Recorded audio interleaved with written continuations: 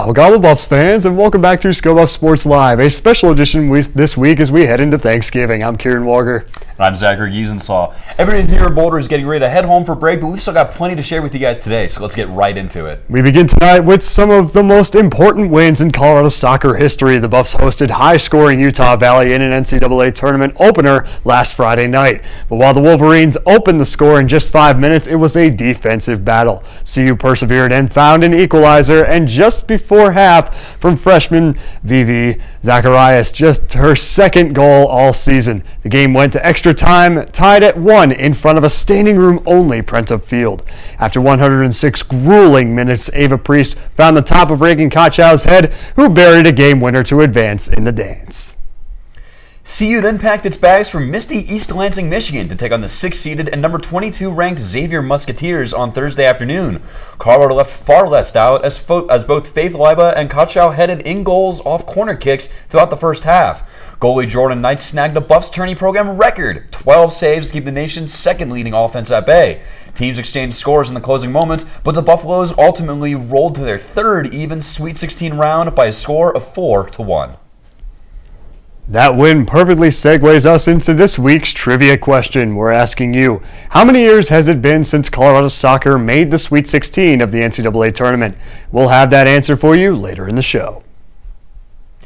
The Sweet 16 affair will take place this Sunday against the number 9 team in the land, the Michigan State Spartans. Colorado tied at 1 with MSU back in August at Prentup Field. However, Sparty outshot the Buffs 20-9. Both programs have extensive recent history, having clashed 4 times in Coach Danny Sanchez's tenure. MSU leads the series with 2 wins to 1 loss and that aforementioned draw. Colorado must execute at its highest level yet, especially with the game taking place on Michigan State's home turf. Kickoff is set for 11 a.m. on ESPN+. The men's basketball squad played 2 games last week. They beat Providence 97-88 Friday night and ran Alabama State out of the building 94-66 Monday night. Forward Alan McCallie balled out against Providence, scoring a team-high 20 points and grabbing 6 rebounds. The defense finally showed up this matchup, holding the Friars to under 50% from the floor in both halves.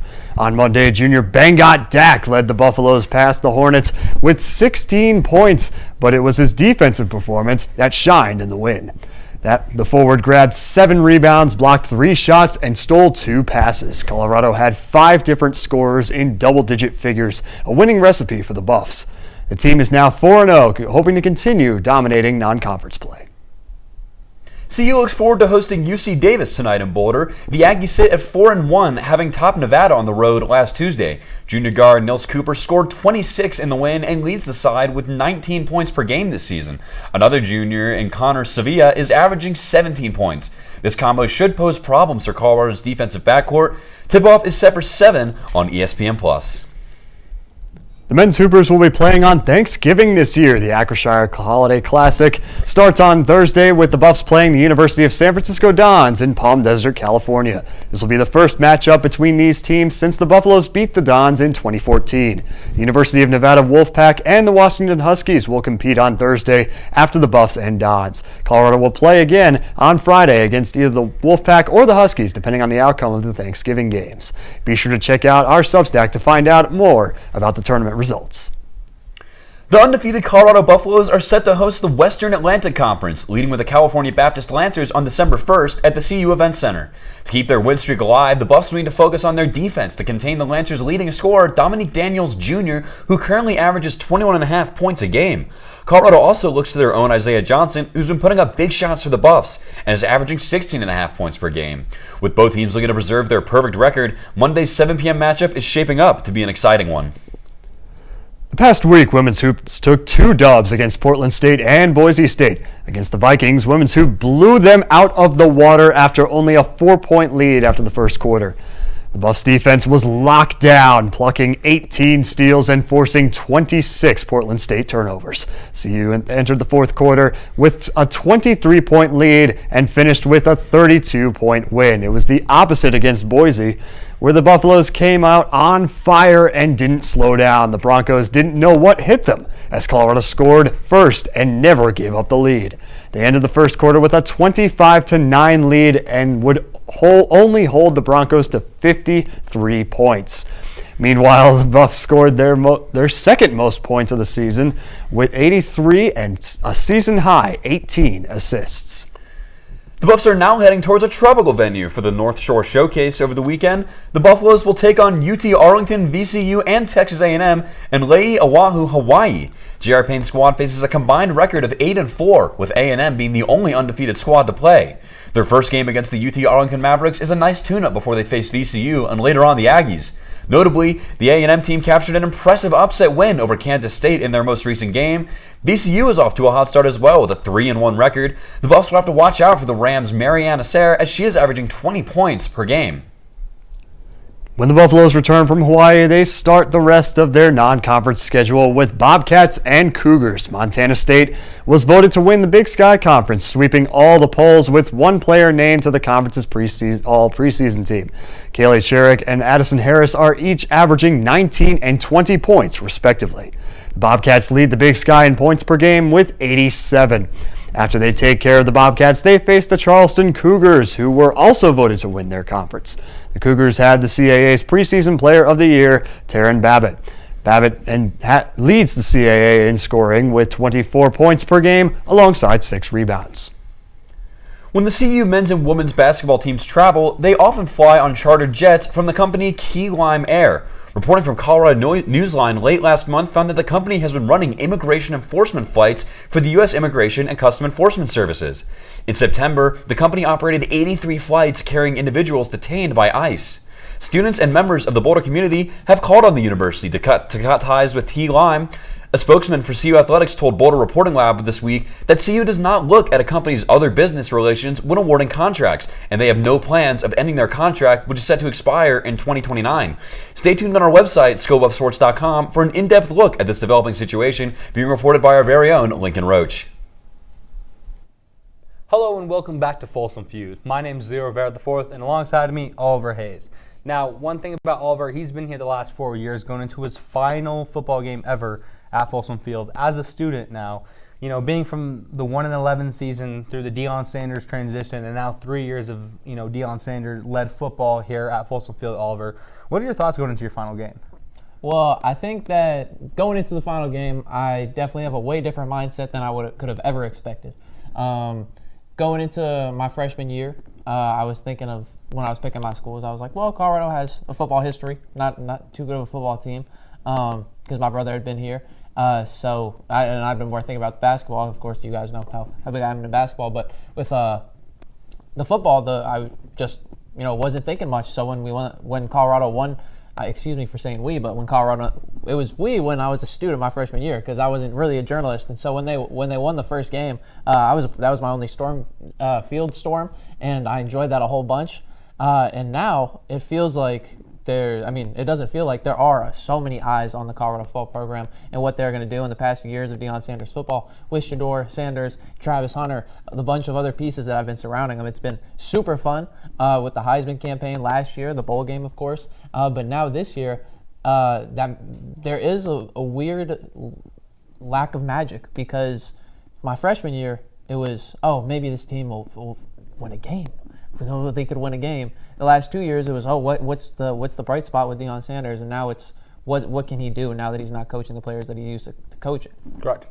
I think that is a big point with the transition, Oliver, and there's kind of been these different phases, right? There was that first, with the 4-win season, the Deion of bringing in the Louis luggage and that whole fiasco there, and then like you talked about the consistency. But going into this year, definitely was not up to the expectations of people would have thought, considering the bowl game appearance last year, considering the 9-game win season. What do you think needs to happen Saturday against Arizona State to kind of, prove something for the future?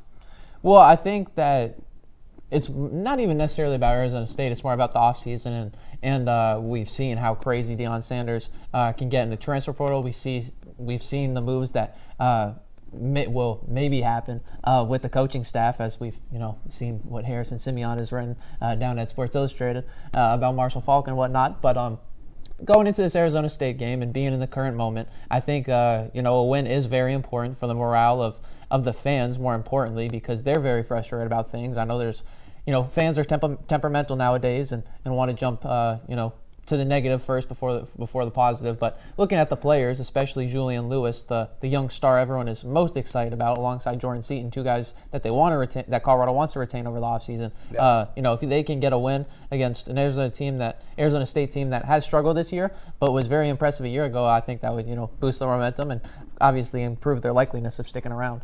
Yeah, you want to keep that core group of guys together, and especially in the wide receiver room. You look at faces like Omarion Miller, Draylon Miller, guys who still have a couple of years of eligibility left, who've kind of developed in the system. It's a key point, Oliver Hayes. But I guess lastly, I kind of just want to open up to you if you have any final thoughts on your experience of the last 4 years, or where you may see this football program headed. Like just in general, Just in any general. thoughts? I mean, I don't really see a fall off that will be as detrimental as to where Colorado was the past 15 years. But I also don't necessarily see the boost that Deion Sanders and company has promised. I think that'll be very hard for a head coach who has been, this is one thing I've harped on through Football Live and Folsom Feuds and all the segments that we have, is that this year he is not coaching his son and the players that he's been coaching throughout his coaching career after being a player. And I think that would be a huge step for him, especially with the health things that he's dealing with that people are unsure about, even himself. And I think that, there's up ahead, there's the worry of mediocrity. Yeah. And that is the worst thing that a program can have when there isn't hope of going into each game, hey, maybe we can just, win one. And there isn't the hope of, maybe we can contend. It's just, something's going to happen. Whatever happens, happens. Yeah, you definitely don't want to have that CSU Ram syndrome. That's kind of what I call that there, Oliver Hayes. But we thank you so much for your dedication, your commitment to this program the last couple of years, covering the team, and, just being a senior, and hopefully you can have a nice, good send-off with your final game at Folsom. Yeah, I hope so. I mean, they did a good senior send-off last year against Oklahoma State, so. Most definitely. We thank you all for tuning in to Folsom Field. As always, I am Leopoldo Rivera alongside Oliver Hayes, and back to you guys at the desk.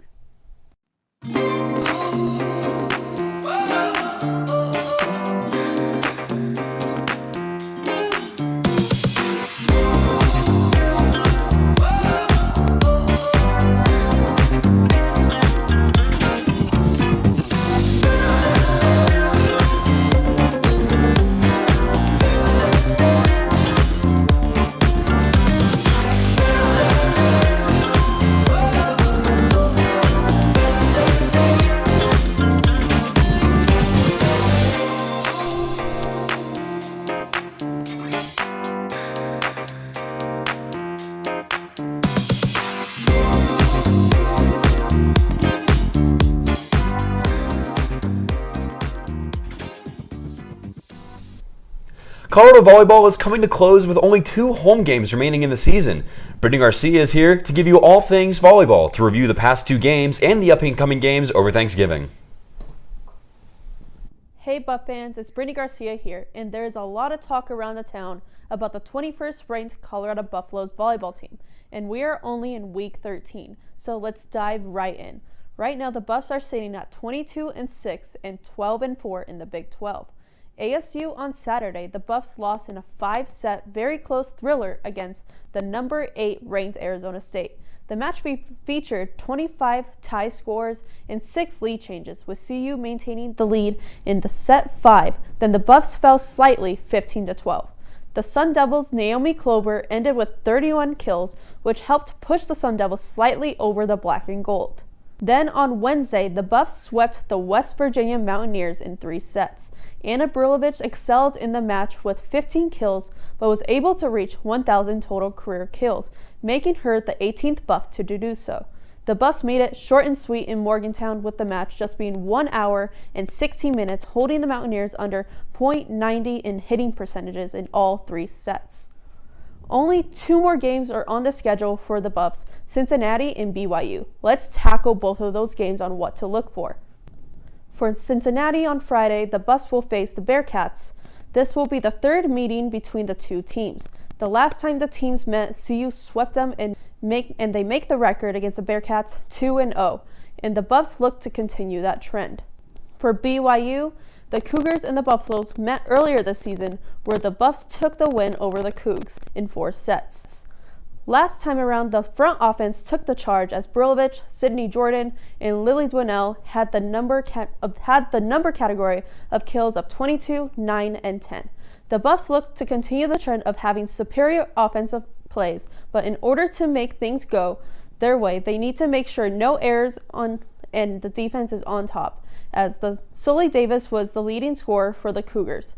Both games will be streamed on ESPN+. Back to you guys at the desk. Coach Prime and the Buffs take to Folsom Field on Saturday night for one final time this season. Our crew on SBS Football Live shared their thoughts on the outcome against ASU.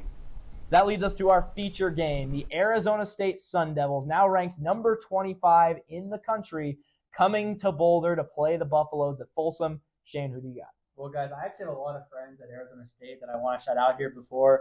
I had the pleasure to get to know the Sports Bureau Cronkite Professor Paula there. She's incredible. My best friend goes there, Rome. So shout out to those guys if you're watching. But I digress. We're talking about the football game here. And the reality is the Sun Devils have so much more to play for than Colorado. I get it. They want to spoil that season. But let's take a step back and look at the reality. Colorado is losers of 3-4 in a row, right? This Sun Devils team is better coached. They're more cohesive. They're stronger on both lines of scrimmage and the Buffs. And again, I don't think this means Julian Lewis has a bad game. I'm just concerned for this defense and trying to stop Arizona State's Russian attack. I think the visitors escape with a 7-point win, guys. Call me a hater, but at the same time, until this team wins a game, it's hard to put the Buffalo up on that graphic. It's so lonely up there. And I want to put it up there, but I can't. I'll let you be the Have you picked Colorado this year? No, I haven't. Smart man. Jake, how about you? I am going to change the tune a little bit. Hey! I do agree with you that ASU is better coached, they have better talent, and they have the more cohesive unit. But if there's one thing I know about CU football, it's that it's so inconsistent, they have to pull up an upset win. Give me the Buffs. And it certainly looked like Colorado was trending in this direction when Iowa State came to town, but that's a different topic, didn't you? I'm going to change the graphic once more. Taking ASU, as I mentioned before, the mobile QB run defense is genuinely Swiss cheese. And it should concern a lot of people. So I think ASU takes it. It's tough to watch. I can't lie. And usually I start these things off negatively for Colorado. I look at the negative first, but I'm not going to do that today. They got the home field advantage. They got the weather advantage. Quarterback got new life there. But they are a shell of their former selves, if there even was that, to be totally honest with you. Something happened during that bye week before the Utah game, and this team has not looked anywhere close to the same since. Now we're going on 24 straight days of misery, losing, blowouts, and West Virginia, although not a blowout, a close loss, which is arguably worse, a game that they could have won but didn't. Even without Leavitt, Sun Devils have been winning and they've been doing it with Jeff Sims. Sam Leavitt is going to be gone in the future, and now they're looking at this like this might not be that big of a problem. It was announced that he's looking at the transfer portal, and they're like, we could figure something else out. This team doesn't need him. But they're focused on the future. I'm focused on the past. Jeff Sims has been here already, folks. And he couldn't hit the broadside of a barn when he tried to throw a football. It's 38 degrees. Now try throwing it then. Jeff Sims will not be able to do it. Arizona State's offense will not be able to do it. Jordan Tyson in his return to Colorado will not be able to do it. Give me the Buffs by 1,000,000 over Arizona State this weekend, ladies and gentlemen. Thank you for joining us on SBS Football Live. For Leo, Aditya, Shane, and Jake, thank you all for watching, and you heard it here first. Deion Sanders and his Buffs look to break their 3-game losing streak on Saturday when they welcome in Arizona State. The 25th ranked Sun Devils are coming in hot, coming to Boulder off back-to-back close victories and in search of a win to keep their Big 12 championship game hopes alive. While the Buffs' chances at a conference title and a bowl game this year are completely out of the picture, there's still a lot to watch for. True freshman Julian Lewis is set to make the second start of his young career, as Coach Prime now sits only 2 losses away from his worst record at Colorado. Kickoff is set for 6 p.m. at Folsom Field, and if you've already gone home for Thanksgiving break, the game will be streamed on ESPN2. After ASU, Colorado travels to Manhattan, Kansas to close out its regular season. The Kansas State Wildcats sit at 5-5 and could need a win to claim bowl eligibility. All Prime and company will be playing for is pride, possibly to avoid a 7th loss in their final 8 games. It also holds an opportunity for CU to avenge its most heartbreaking loss from last season. Kickoff from Bill Snyder Family Stadium is set for November 29th, with time and TV details to be announced. It has been nearly a year since we last saw Shedeur Sanders start a football game, but he'll get his opportunity this coming weekend, now as a member of the Cleveland Browns as they head to Las Vegas to take on the Raiders in Week 12. Sanders started the year buried on the depth chart, but patiently awaited this opportunity. He saw his first NFL action last week on short notice when quarterback Dylan Gabriel suffered an injury against the Ravens. Thrown into the Browns starting lineup, it didn't go all that well. But with a full week to prepare, Buffs fans should look forward to seeing how he'll perform and if he has a real chance to make an impact on the team. While Shedeur makes his NFL debut, his former Australian teammate was named to the All-CFL team. As a rookie, the Buffs' former punter Mark Vassett led the Canadian Football League with 41-yard net punting average. That number is good for a single-season CFL record. Good job, mate. Welcome to Folsom Feud. I'm your host, Colby, here with 3 contestants today. Lincoln, Balin, and Kieran. Lincoln, start us off. I'll take game day etiquette for 200. All right. This is the best way to show respect during the CU fight song. What is standing, singing loud, and raising your hand in the hook 'em horn sign? Not what we're looking for. Balin, you have an answer? What is stand up, sing loud, and do the Ralphie horns? Correct. Balin, the board is yours. Give me tailgate traditions for 400. All right, here's the answer. The must-have item to wear on game day to show your Buff pride. Kieran? What is black and gold? That's correct. Nothing says school spirit like those 2 colors. Choose the next one. Let's do fan etiquette for 600. Fan etiquette. The proper response when you hear someone yell, "Go Buffs." What is Skull Buffs? Skull Buffs is right. Looks like we've got some true Buffs fans here. But thank you all for tuning in. Thank you to our contestants, and see you next time. In just his second year at CU, head coach Sean Carlson has gotten both the men's and women's cross-country teams to nationals. The men's team extends their national leading streak to 33 straight appearances, as the women's team bounces back after missing the championship race last year. Heading into the final race of the season, the men's team is ranked 7th in the nation and the women's team 18th. The NCAA championship race is set for Saturday, with the women's team racing at 8:20 and the men's team following immediately after. You can tune into the race on ESPNU. Men's D1 hockey had a tough weekend against the Missouri State Ice Bears. Friday night was an overtime thriller with tons of physicality and back and forth. Buffs offense looked solid heading into overtime, but a costly turnover resulted in the Bears taking the 5-4 dub. Saturday night belonged to the Bears entirely, as the black and gold couldn't answer MSU's strong offense, falling 4-1. D2 hockey hosted the Rocky Mountain Face-Off Saturday afternoon, and boy, was that match electrifying. Despite the high penalty minutes, the Black and Gold walked away with a 3-2 victory, holding their number 1 spot in the BMHC. Several D2 Buffs received BMHC All-Conference honors on Saturday. Goaltender Caleb Allen achieved first-team All-Conference after a stellar performance in the 24-25 season. Defenseman Calvin Stone earned second-team All-Conference after averaging nearly 1 point per game last season. BMHC All-Star Diego Pitones was recognized for becoming the all-time leading goal scorer in CU history. The Black and Gold also received the Ken Thigis Coaching Staff of the Year award after finishing 19-8-1. The women's hockey team has hit the halfway point of the regular season. Through 16 games, the Buffs are 8-5-1 and are in second place in their division. The dynamic duo of center Natalie Ewald and left winger Mia Fischelli are averaging over a point per game. Fischelli leads the team with 14 goals and 19 points. The Buffs come back from the break in January with 6 consecutive home games at the CU Rec Center and streamed live right here on ScoBuff Sports. Now we take Rec Center Ice Rink, where Hannah Howell tells us about the women's hockey team's highest performing player.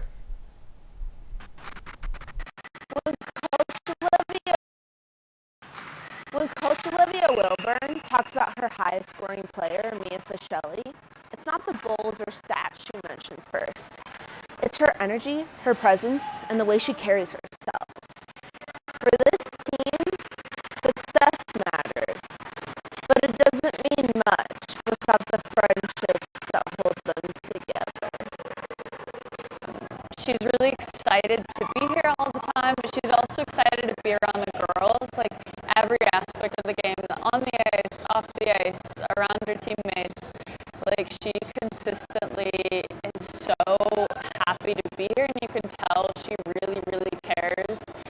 about all of it. I think that there's just like The CU dance team has been up to quite a bit lately, and our very own Avery Childs is here to give you an inside look.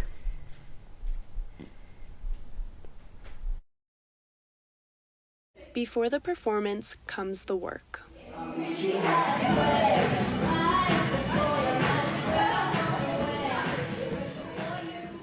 For the CU Boulder Club dance team, the hardest part of their job happens long before they hit the stage. While fans see a polished 2-minute routine, these dancers spend hours training, sweating, and pushing themselves through demanding rehearsals. There's a lot of behind-the-scenes work that goes into putting a dance on the stage. Choreography weekends could be up to 12 hours in the rec center along with a choreographer. We also spend 12 hours a week in the rec during night practices, 4 practices a week, and 3 hours. Yeah. I think a lot of people don't understand how physically demanding dance is. I think a lot of representation shows dance is like a girlish, like ballerina sort of thing, but it is definitely a sport that's very physically demanding. Despite the physical demands, this team turns long nights into something meaningful.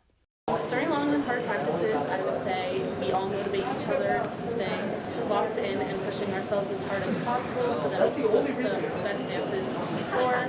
This team is so much more than just a dance group because we all form the closest bonds with each other and it just feels like a second family. It's the hours spent away from the audience in the studio that define the CU Boulder Club dance team. I'm Avery Childs for ScoBuff Sports. What's up, guys? Happy Thanksgiving. I'm Harrison Simeon, subbing in for Kieran today on our top 5 plays in Colorado sports. I am very thankful for these plays as we'll jump right into it. We go to number 5 as men's basketball taking on Alabama State. That goes, and it's blocked by Bengot Dak. Just absolutely rejected. Not in my house. He is off to an impeccable start to his season, full of highlights. As always, human highlight reel, that is Bengot Dak. Number 4, staying there, we have Isaiah Johnson, who after this Bengot Dak 3 comes soaring in. 3 guys, double his height, and then the and one. Impressive offensive rebound from the youngster. That name needs to be remembered. We go to number 3 as hockey taking on Missouri State. D1, tight game, and Matthew Server in net. He's having some trouble, but he makes the save. Impressive cover up and gets that puck away.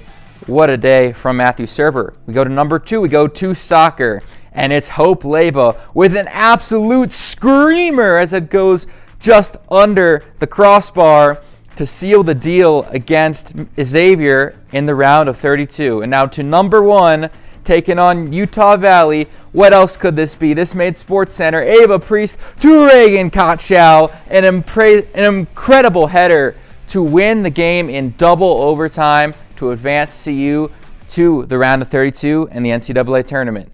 That is all for our top 5 plays. I'm Harrison Simeon, sending you back to the desk.